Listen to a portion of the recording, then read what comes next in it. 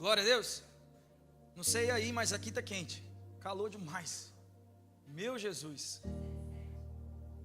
Mas tu acha que está no 68, é porque não está baixando. É fogo de Deus. Abre comigo a tua Bíblia. Romanos capítulo 12, versículo 2. Vou trazer uma palavra breve, rápida para você, mas uma palavra objetiva e necessária. E eu já começo a palavra te pedindo perdão, se de alguma maneira essa palavra for dura para você. Mas não é a minha intenção, é uma palavra que Deus me deu para algo na minha vida. Deus falou muito comigo na minha vida durante um tempo, e foi essa palavra que mexeu com a minha estrutura. E eu gostaria de trazê-la para você, para da mesma forma que foi muito, muito bom para mim, foi bênção na minha vida, esse chacoalhão também ser bênção para você. Romanos 12, versículo 2 diz assim: e não vivam conforme os padrões desse mundo, mas deixem que Deus os transforme pela renovação da mente, para que possam experimentar qual é a boa, agradável e perfeita vontade de Deus. Feche teus olhos, curva tua cabeça. Pai Santo, nós te damos graça. Obrigado por essa manhã. Obrigado por tudo que já aconteceu até aqui. Nós te damos graça, Senhor, porque nós temos liberdade de falar da tua palavra nesse país. Obrigado por isso, Senhor. E eu te peço, Espírito Santo, ministra no coração de cada um aqui, que toda resistência caia por terra agora em nome de Jesus, que todo espírito maligno bata em retirada desse lugar agora em nome de Jesus, porque só o Senhor Jesus tem liberdade, domínio sobre nós. Ministra aos nossos corações a tua verdade, em nome de Jesus. Você pode dizer amém? Você pode dizer amém? Olha para o teu irmão e fala assim: você precisa. Mas você vai falar com autoridade, você vai falar assim: você precisa de atitude para mudar. O título dessa palavra é atitude para mudar. Nunca é tarde para mudar. Quantos aqui já fizeram promessas de início de ano? Esse ano eu emagreço. Quantos já fizeram? Quantos já fizeram? Quantos já fizeram promessa de começar na academia? Amém. Tem um YouTube falando aí, ó. Tem um YouTube. Eu mesmo, faz uns 8 anos que eu estou nessa promessa. 8, não, tem mais. Tem uns 8 que eu estou nessa promessa. Eu sou o melhor cliente da LA Fitness. Sou o melhor cliente, porque eu pago já uns 8 anos e nunca fui. Pensa. Sempre na segunda-feira eu começo. Quantos já fizeram assim? Não, segunda-feira eu começo. Vou juntar dinheiro, vamos juntar dinheiro, vou guardar dinheiro. Aí a esposa olha e fala assim: amor, a gente podia lanchar hoje, né? Aí tu fala: rapaz, a vida só se vive uma vez. Vamos. Quantos já fizeram essas coisas assim? Vou fazer uma viagem, vou tirar férias. Faz 3 anos que nunca nem parou uma folga no trabalho. Fala sério, estou pregando no lugar certo? Todos nós fazemos promessas e não cumprimos elas. Nós nos auto-sabotamos, somos auto-sabotadores. Diz um pastor, não me lembro o nome agora, mas ele tem uma fala que ele fala assim: nós somos os diabos de nós mesmos. É uma fala dura, forte, polêmica, mas é uma grande verdade. Nós somos os inimigos de nós mesmos. Nós somos os auto-sabotadores. Nós falamos que vamos começar algo, falamos que vamos mudar alguma coisa, nós sabemos que temos um problema, nós sabemos que temos algo a mudar, mas nós preferimos começar na segunda-feira. Segunda-feira, o dia que essa segunda-feira começar, vai faltar hora para fazer tudo que você deixou para segunda-feira. Imagina só, o dia que chegar essa segunda-feira, você vai começar na academia, vai começar a guardar dinheiro, você vai fazer uma viagem, vai começar num trabalho novo, você vai começar a orar mais, você vai começar a fazer um devocional. Tudo na mesma segunda-feira. Olha para o teu irmão, com muita autoridade, mas com muito amor. Você vai falar para ele assim: não começa na segunda, começa hoje.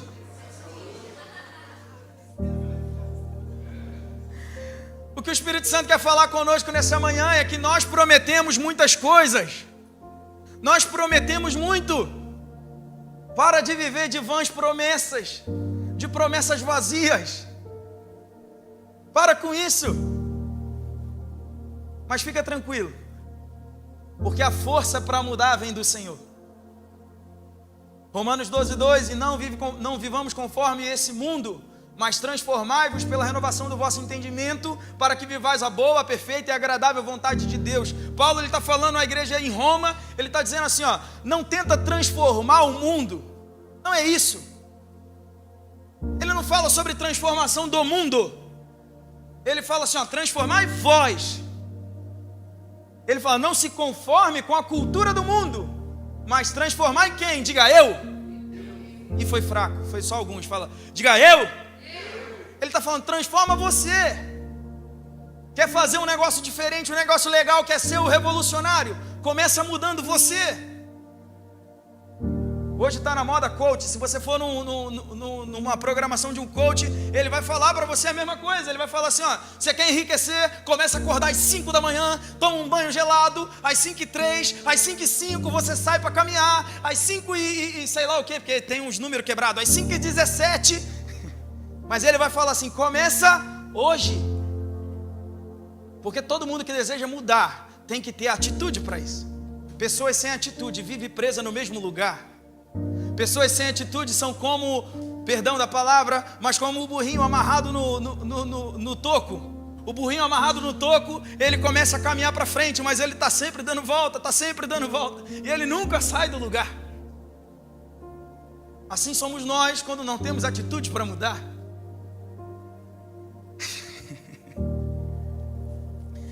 Paulo, quando fala nesse texto aqui, Romanos 12:2, ele usa uma palavra chamada simorfo conforme, em português, simorfos em grego, metamorfos, transforme em português. Ele usa duas palavras, simorfos, conforme, metamorfo, transforme. Quando ele fala a palavra simorfos, o significado da palavra conforme é tomar a forma de algo. É como se você fosse fazer um bolo, você pega aquela forma bonita de flor, de coração, o que você quiser, e aí você pega aquela massa que você preparou com tanto carinho, joga ali dentro e ela toma aquela forma, ela se conforma daquele jeito. E Paulo está falando assim, não seja como uma massa de bolo, colocada na forma do mundo, que toma a forma do mundo, Paulo está dizendo assim, seja um metamorfo, transforme você mesmo. Seja completamente diferente. Seja o oposto disso. É isso que Paulo está dizendo. É mudar a própria forma. Alguém um dia disse que a vida ela não tem controle remoto. Você tem que levantar do sofá se você quiser trocar de canal. A vida ela não tem controle remoto. Você não consegue ficar sentado. Eu não gosto muito do hino nacional brasileiro, porque ele diz, deitado eternamente em berço esplêndido, ao som do mar à luz do céu profundo. É um hino preguiçoso, não é verdade? É um hino preguiçoso. Eu quero ficar deitado eternamente num berço esplêndido, ao som do mar à luz do céu profundo. O mundo, a vida, ela não foi feita para pessoas sem atitude. As pessoas que decidem deitar no sofá e esperar o canal trocar sozinho, ela vê a vida passar. Ela vê o que os outros querem.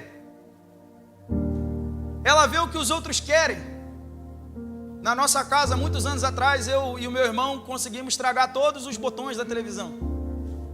A TV, aquelas antigas assim, que é um cubo, né? Tinha uns botãozinhos lá e a gente pegava aquele negócio e começava a afundar e acabou todos os botões. Acabou. E aí, para melhorar também, acabamos com o controle.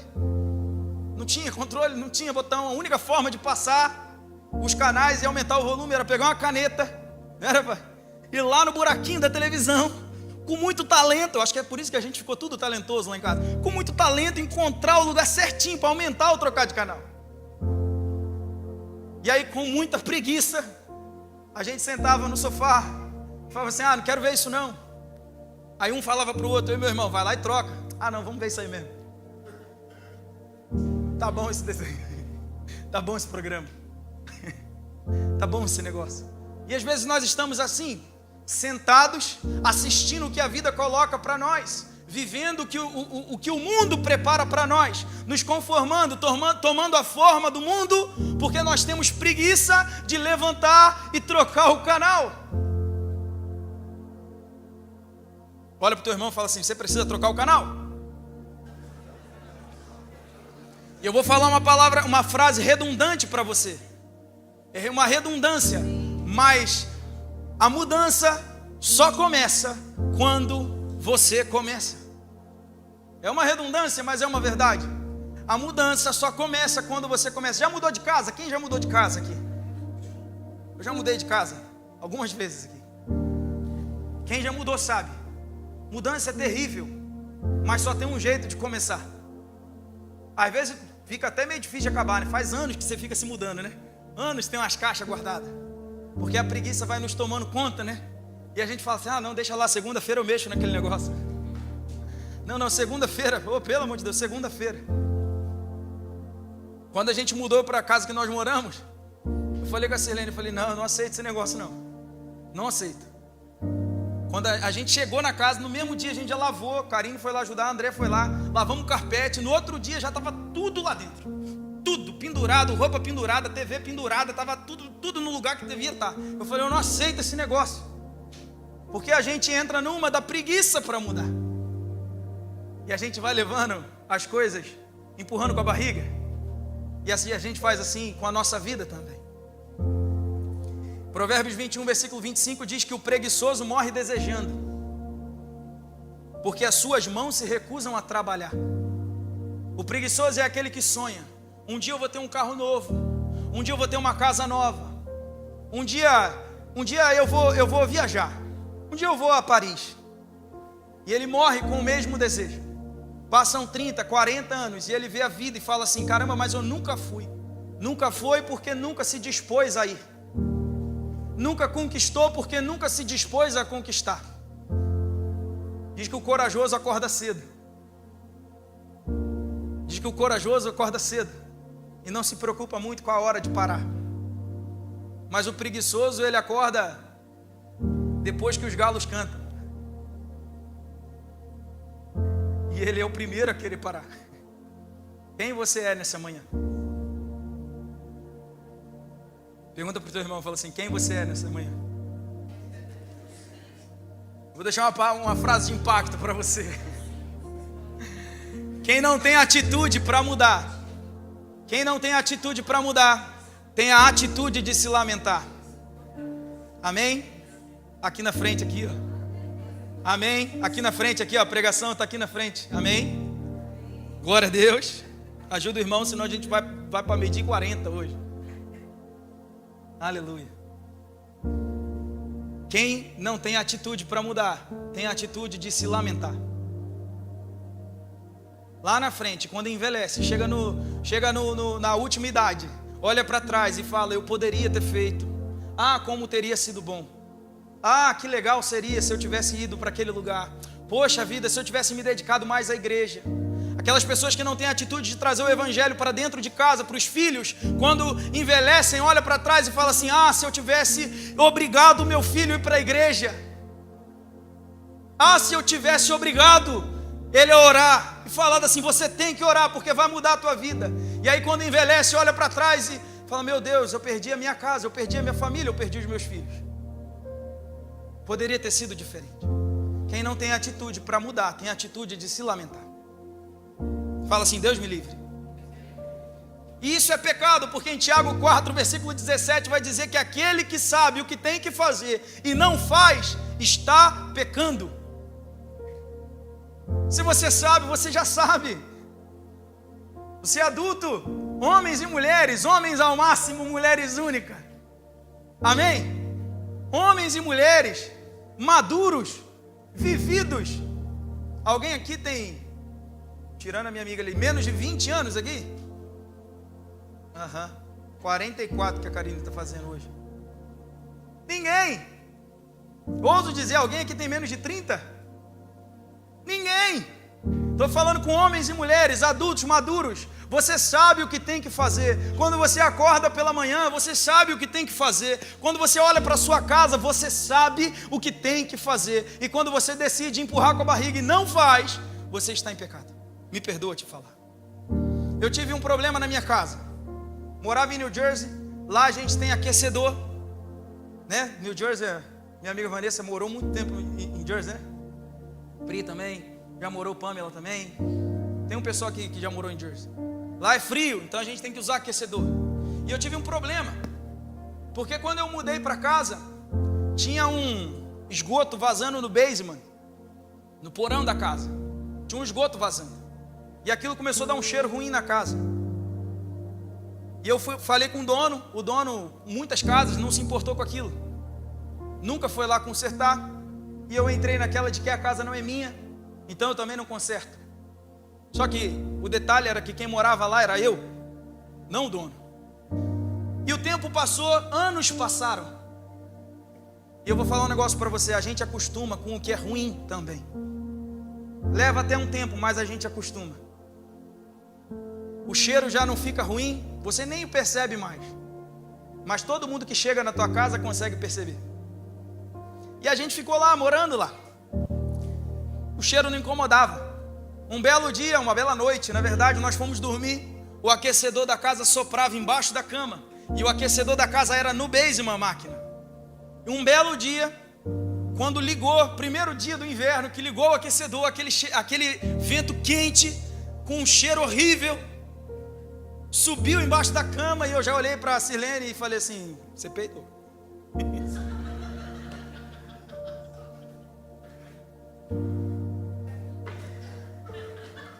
Essa foi só para você soltar um sorriso. Não falei. Falei, pelo amor de Deus, estourou a fossa na rua. Alguma coisa aconteceu, tem um bicho morto em cima do forro. Cara, ficamos em desespero e começamos, meu Deus do céu, pelo amor de Deus. E já era quase meia-noite. Quase meia-noite. E aí eu falei, eu vou lá no basement, alguma coisa aconteceu. Eu já nem lembrava mais daquele negócio.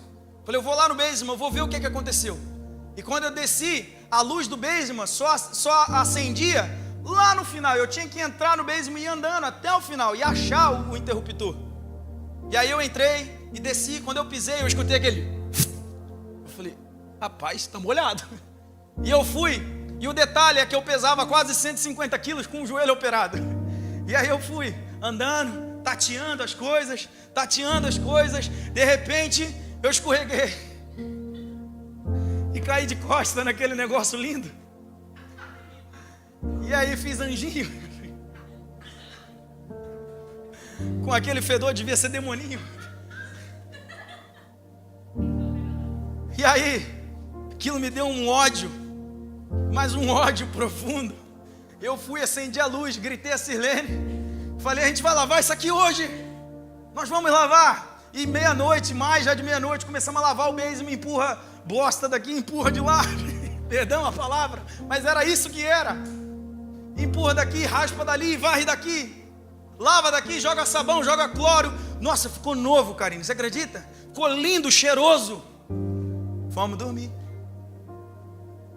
Problema resolvido. Diga comigo assim, todo problema que a gente maqueia, um dia volta. E é assim que a gente faz na nossa casa. É assim que você faz com a sua vida. Todo problema que você maqueia, um dia volta. Não adianta você achar que está escondendo o problema. Todos sabem dele. Não adianta você pensar que com um sorriso e você amenizar algo, você está escondendo o problema, porque todos sabem dele. Um dia ele volta. Isso é resposta para nós. Talvez seja resposta para você. Se você vive num ciclo, que as coisas sempre voltam a acontecer ruim, sempre voltam a acontecer errado, mas meu casamento sempre dá problema, mas eu sempre tenho o mesmo problema, o meu emocional nunca desenvolve, pastor, minhas finanças nunca avançam. É porque ao invés de você resolver um problema, você resolveu maquiar o problema. E um dia ele volta. Ele sempre volta. E aí, passaram-se alguns dias. Mais uma vez, dormindo, o aquecedor ligou. e aquele cheiro maravilhoso inundou o quarto. E mais uma vez eu fiz a pergunta para a Sirlene. Não fiz. Foi você? E naquele dia eu não aguentei. Eu fui e falei com ela: não, pelo amor de Deus, hoje a gente resolve esse negócio. E aí desci, dei um jeito, desentupi aquele negócio, a moda brasileira, arame, mangueira, bota para dentro do tubo de esgoto e lava daqui, limpa dali, até o negócio ir todo embora. Lavei caixa de gordura, desentupi. Quando eu vi a água descer livremente, eu falei: agora sim, rapaz, mas agora está resolvido. E isso fazem muitos anos. Meu cunhado morou na mesma casa que nós há alguns anos, depois que nós nos mudamos para cá, e nunca ouvi uma reclamação de que o esgoto vazou mais uma vez. O que é que eu quero dizer com isso? Olha para a tua vida e enxerga o que você precisa mudar e toma uma atitude. Não maqueia o problema. Não maqueia o problema. Tem homens e mulheres que decidem acabar o casamento porque maqueia problema. Porque pensa assim: não deu certo com essa, vai dar certo com a próxima. Não deu certo com esse, vai dar certo com o próximo. Só que não vai dar, porque o problema está em você. Perdão te acusar, mas é uma palavra para te dar um chacoalhão. Tem gente que fala assim: vou trocar de trabalho, porque no próximo trabalho eu vou ganhar mais dinheiro, Daniel. Não vai, porque o problema está na sua dedicação. Estou pregando no lugar certo? Diga amém. Nós precisamos de atitude para mudar.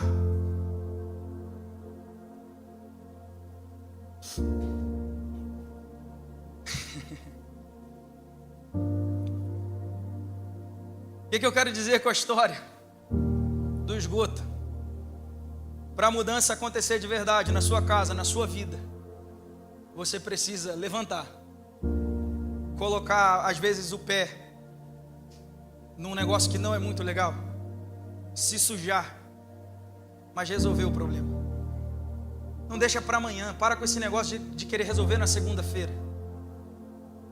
Lá na nossa casa a gente teve um problema. Assim que o Theo nasceu, a gente entrou em crise de relacionamento.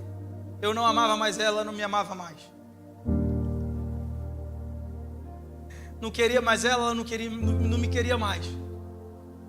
Tava dois amigos vivendo na mesma casa.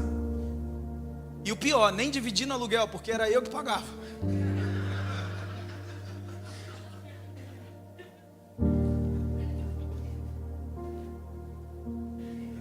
E a gente ficou empurrando isso muito tempo.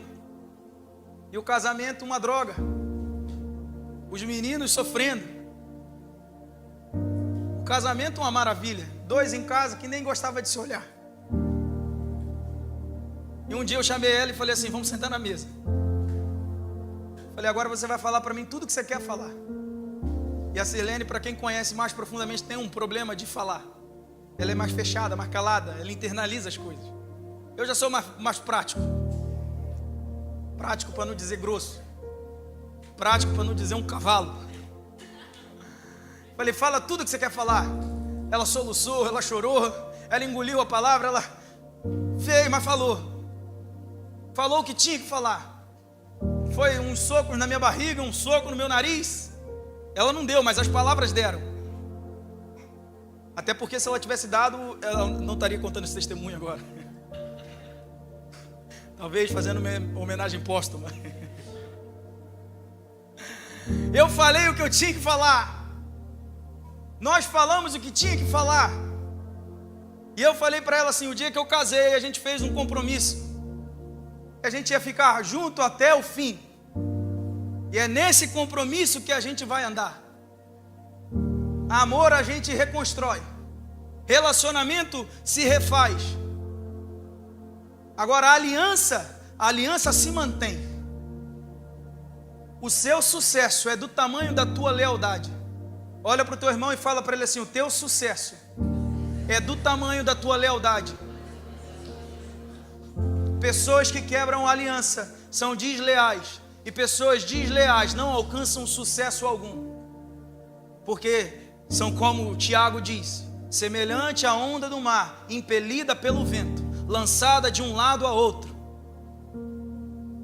De maneira nenhuma esse homem conquistará. Se você tem um problema, é na tua casa que o problema acontece, é com teu filho que tem um problema, chama o teu filho, senta com ele na mesa, cria coragem e pede perdão. Mas foi ele que errou, pede perdão para você ver se ele não vai pedir também. Cria coragem, é com seus pais, senta os pais na mesa e fala assim: pai, mãe, eu errei, mas foram eles que erraram, pede perdão para você ver se não vão pedir perdão também. Cria coragem e resolve o problema.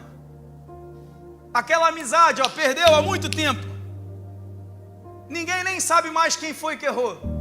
Chama, conserta, resolve.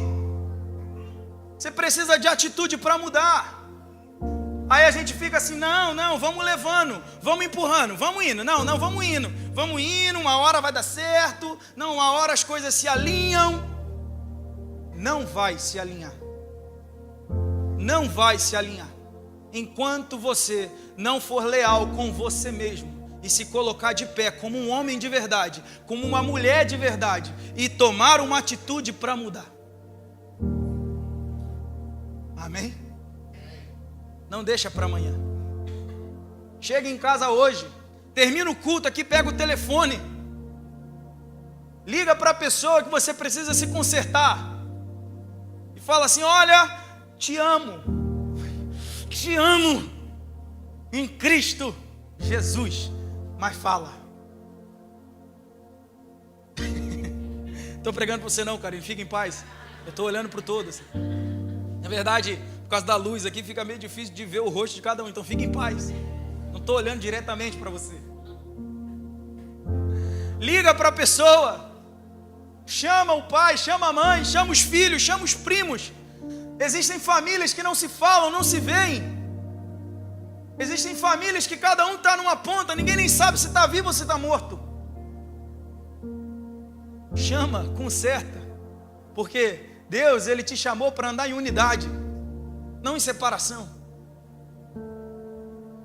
Mais uma vez, olha para o teu irmão e fala assim: o teu sucesso é do tamanho da tua lealdade. Sabe o que acontece, Karine, minha amiga? Nós vivemos no século 21, e a cultura desse século é que é mais fácil comprar algo novo do que consertar o que era velho. Nós vivemos num país extremamente capitalista, que é mais fácil comprar algo novo do que consertar o velho. Não é verdade? Se o teu telefone quebra, eu não sei nem onde leva para consertar. Se ele quebrar a tela, você até leva no seguro, mas se ele parar de funcionar, você vai lá, se for da Apple, você vai lá, eles vão te dar um novo. Ele nem conserta aquele velho.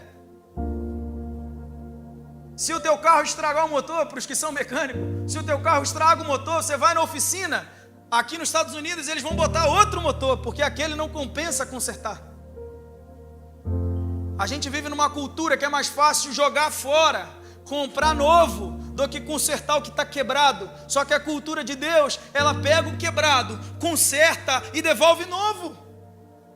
Deus, Ele quer pegar você quebrado, consertar você e te devolver novo. Deus, Ele quer pegar o teu casamento quebrado, consertar o teu casamento e te entregar novo. Deus quer pegar a sua família quebrada, consertar a sua família e te entregar ela nova. Não que você vai pegar e vai sair e vai para outro lugar, porque quando você pega e vai para o próximo casamento, você vai quebrar ele também, porque você está carregando os mesmos erros, não os mesmos acertos.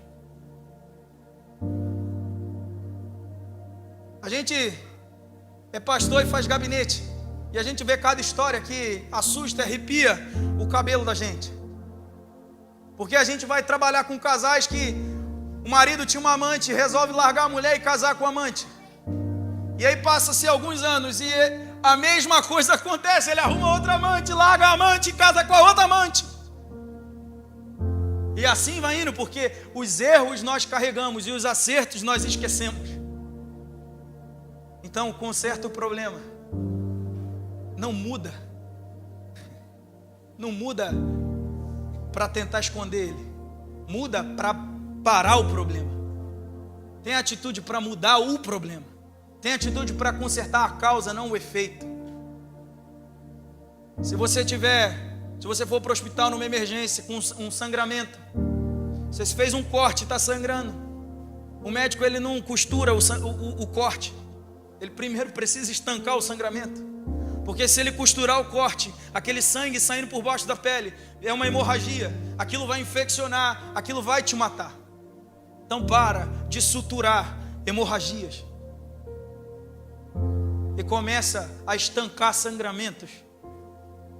E eu vou deixar uma aplicação prática para a gente encerrar o culto. Eu vou pregar mais uns 5 minutos. Primeiro, reconheça o problema. Olha para o teu irmão e fala assim: reconheça o problema. Existe um problema. Essa parte não precisava falar, mas existe um problema. Existe um. Um gera vários. Um gera vários. Reconheça esse um. Reconheça a raiz do problema. Não é porque ninguém fala sobre o problema que ele não existe. Deixa eu falar uma coisa para você com muito amor. Olha, você pode pensar que está todo mundo alheio à sua vida, não está. Você pode pensar que consegue esconder o problema de todo mundo, não consegue. Todo mundo sabe aonde você erra, todo mundo sabe o seu defeito, todo mundo sabe o seu erro. É só você mesmo que fica escondendo de você mesmo. Então reconheça o problema. Fala assim: eu errei aqui e eu preciso consertar aqui. Esse é o meu problema e eu preciso consertar esse problema. Para de esconder o problema de você mesmo. Segunda aplicação prática para você: decida pela mudança. A mudança ela é um processo que começa com uma atitude. Tem que querer. Tem que querer. Se fazer de coitado não muda nada. Você se colocar no seu cantinho, se fazer de dodói e falar assim: oh, ninguém me ama, ninguém me quer, não muda nada. Você se colocar no cantinho e falar assim: nossa, olha o que fizeram comigo, não muda nada. Não resolve o problema. Não resolve. De maneira nenhuma. Sabe o menino, a criança, quando ela começa a fazer dodói para você briga com ela, a primeira atitude dela é chorar, se colocar debaixo de uma cadeira. Esse é o Hector. O Hector, agora ele melhorou com esse negócio, depois de muito educação. O nome do cinto lá de casa é educação, se vocês não sabem. Então, quando eu brigava com o Hector, ele fazia algo errado, eu brigava com ele, ele pegava e se enfiava embaixo da cadeira, embaixo da mesa, e ficava lá chorando, em posição fetal e chorando. Sabe por quê? Porque ele queria transferir a culpa do erro dele para você. Ele queria falar assim: olha pai, eu não errei, quem errou foi você que me bateu, que brigou comigo, é você que está errado, olha o que você fez. Só que a culpa é dele porque ele errou e te obrigou a brigar com ele. Eu sou filho e eu já fiz a mesma coisa, não fiz, pai? Obrigado. Quando nós somos dodói, meninos imaturos, nós transferimos a culpa dos erros para os outros. Não se faça de coitado, fala assim: eu errei e eu sou homem e mulher o suficiente para consertar. Então decida pela mudança, amém? A terceira coisa: se fortaleça em Deus, porque sem a força do Senhor você não vai conseguir essa mudança. Sozinho não vai. Sozinho a gente não muda, sozinho a gente permanece igual. Na nossa força não dá. Jesus deixa sempre isso bem claro. Na nossa força, no nosso esforço, a gente não resolve nada. A gente falou na última reunião agora do Homem ao Máximo sobre Pedro. Pedro, ele foi lá, teve uma revelação linda acerca de Jesus. Jesus olha para os discípulos e fala assim: quem vocês acham que eu sou? Quem vocês dizem que eu sou? E aí Pedro olha para Jesus e fala assim: verdadeiramente tu és o Filho de Deus. E aí Jesus vai lá e fala para ele: Pedro, parabéns, rapaz, não foi nem carne nem sangue que te revelou, mas verdadeiramente foi o Espírito Santo que te trouxe isso. Pedro, quando foi movido pelo Espírito Santo, teve uma revelação linda. E aí mais um pouquinho à frente, Jesus fala assim: eu vou ser levado à morte, vou ser colocado na cruz. E aí Pedro deixa o Espírito Santo de lado e fala assim: agora na minha força, de maneira nenhuma eu vou deixar isso acontecer. E Jesus fala assim: para trás de mim, Satanás, porque agora você está falando na tua força. Então faça na força do Senhor, movido pelo Espírito Santo, porque é dele que provém a verdadeira revelação. Amém? E para a gente fechar, olha para o teu irmão como um profeta, aponta o dedo para ele assim. Você vai falar forte, você vai falar duro, e você vai falar assim, ó, comece hoje. Hoje. Se você deixar para segunda-feira, nunca vai chegar. Fica de pé no teu lugar, eu queria orar com você. Não caia na cilada da segunda-feira. Vou fazer aquela oração geral, tá? Se você tiver um motivo de oração nesse sentido, eu estou aqui disponível para orar por você. Mas eu queria te convidar a colocar a mão no teu coração. E na verdade essa oração não sou eu que tenho que fazer. Essa oração é você que faz. Essa oração não sou eu que faço. Gostaria que você apresentasse o Senhor hoje. A área que você precisa